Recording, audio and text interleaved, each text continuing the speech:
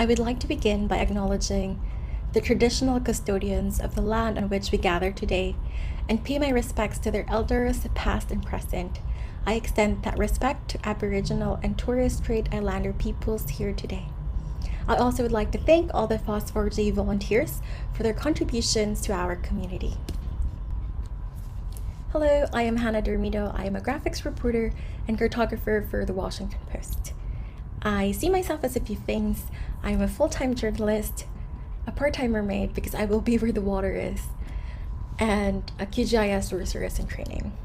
My talk for today is how cartography chose me. So I will use my QGIS sorceress in training persona. Sorceress because I feel like mapping and maps are magical. And it will always be that for me. And I hope it never changes. And in training because I feel like whether it be QGIS or something else, there's always something new to learn. So why is it titled Cartography Chose Me? I am a journalist by background and training. I do not have any GIS background in school. So I came into this world basically knowing nothing. And you can only imagine how intimidating that can be. But I am still here and I am thriving, and I feel like I am contributing to the wider community and the conversations that we are having to better the community that we have. And how did I get here? It started in 2017. Well, let's backtrack a bit. So I was at the Financial Times in 2012, and that's where I started learning, doing data viz and mapping. But I didn't have a community that I belonged to then until I moved to Bloomberg in Hong Kong around 2016. And this is when I started being more active on social media, specifically on Twitter, looking for GIS hashtags. And I stumbled upon QGIS Australia user group.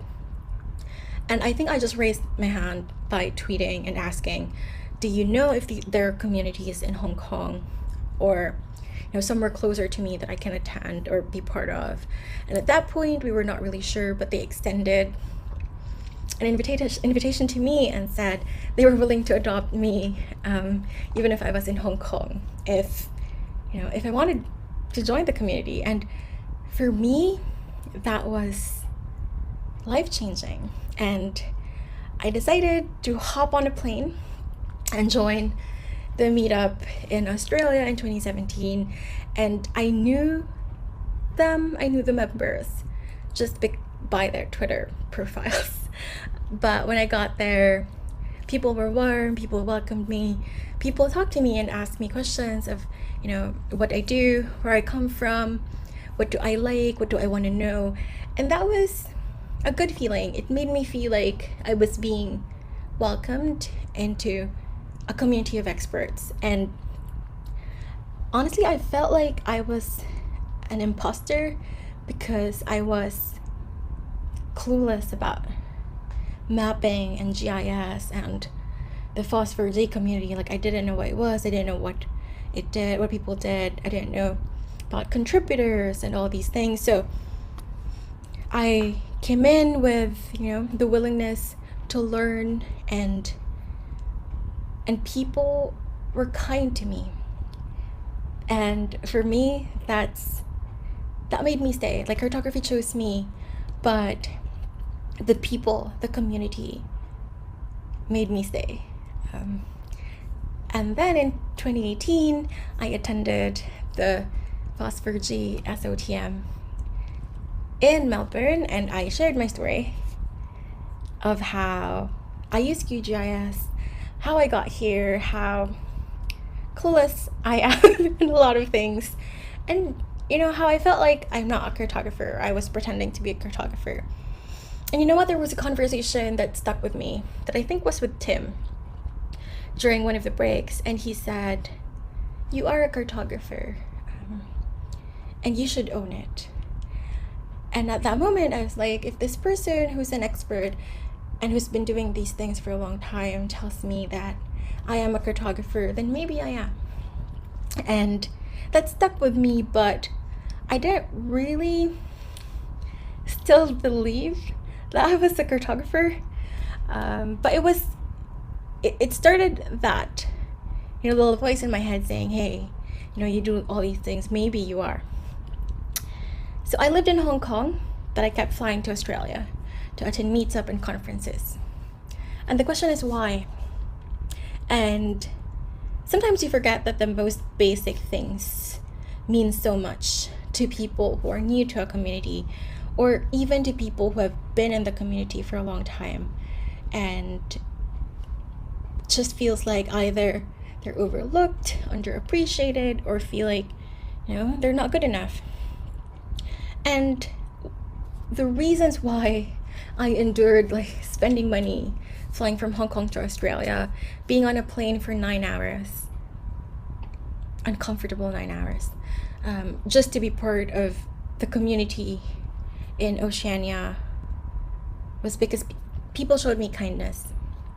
There was a sense of openness, people were willing to open the community to me, a community of experts, and they did not make me feel like I was not good enough or that I had no place, because I was learning things and that I did not have the background that everyone else had. And sometimes you forget how important that is. I also felt respected. I felt respected even if, again, I come from a different background. People saw that I was willing to learn, that I had questions, that I was willing to become part of the community. And they gave me the respect that they give peers who, studied these things in school and have, higher degrees in the subject. And I only have a journalism degree, and I do not have specialized degrees for GIS. I also felt supported. Every time I have questions or I have maps, even when I was starting out, even if they were not the best maps, I would tweet them, and people were helpful. If they spotted something that can be improved, they said it with kindness. If they saw something they liked, they would let me know that it's something that they like. If I did something wrong, people would message me in private and would say, this is how it's supposed to be done. Next time when you do something like this is the best practice. And they always said it with kindness.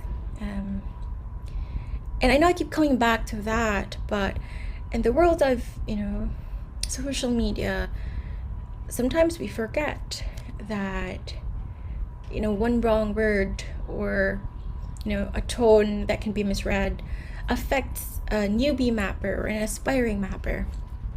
I also just felt accepted. I felt accepted as a female, as an Asian woman, and as a cartographer.